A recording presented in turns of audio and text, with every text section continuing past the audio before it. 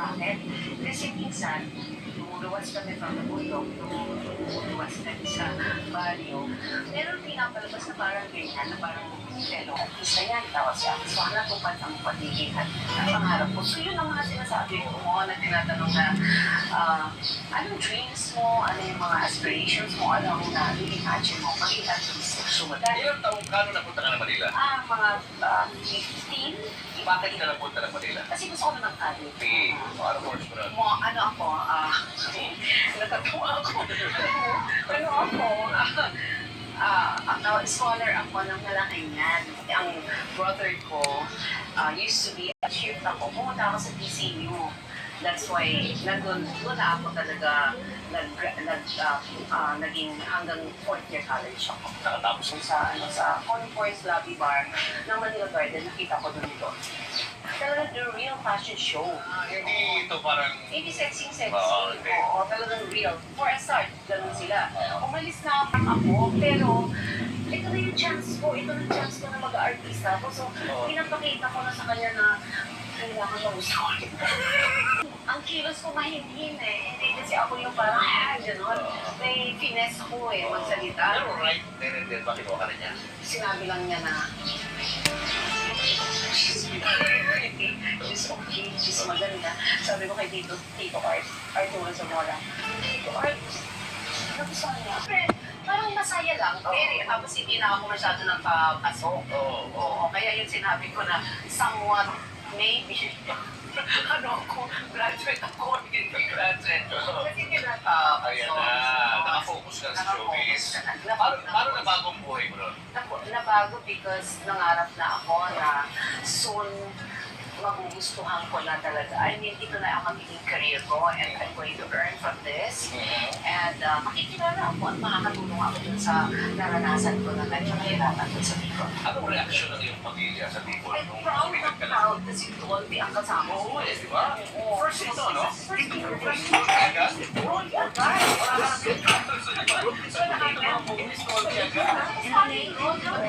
It's perfect for you. I was very Anong reaksyon na lang sinabi?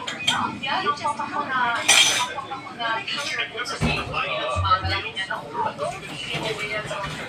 wow sila. And then, pinag-working ko nga, kasi nga parang nakita ko na merong support team ako. Sapatos na din si Liklik. Kinuha ko na nga. Mura. Maraming agad na tumatawag, minura siya, hoy, huwag mo, pinapa ko.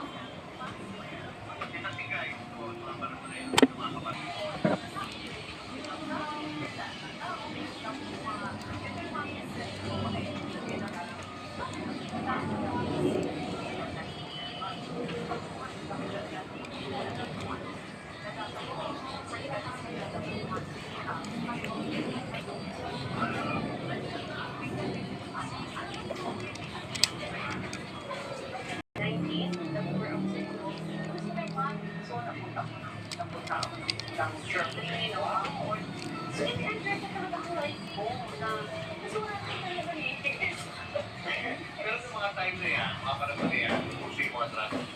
Hindi ka... Artista sila.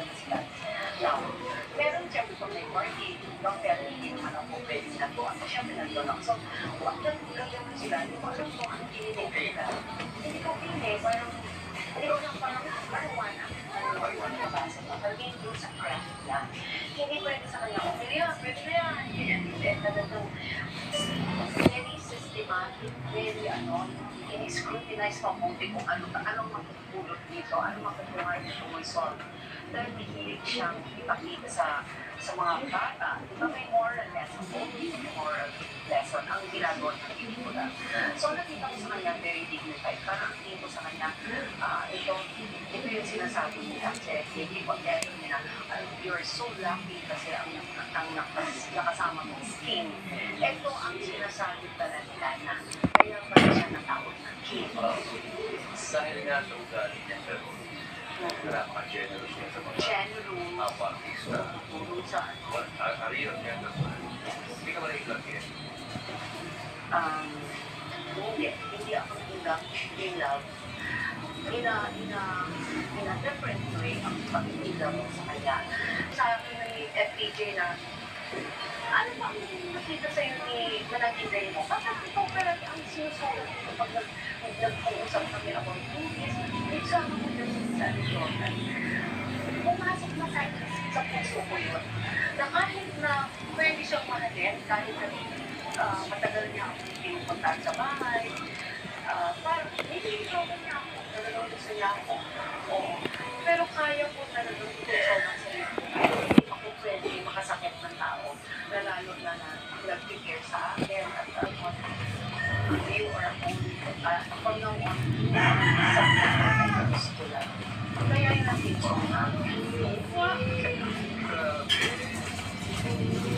And after that, nag-uusap kayo ng sa as friends. As friends, at saka nila-respect.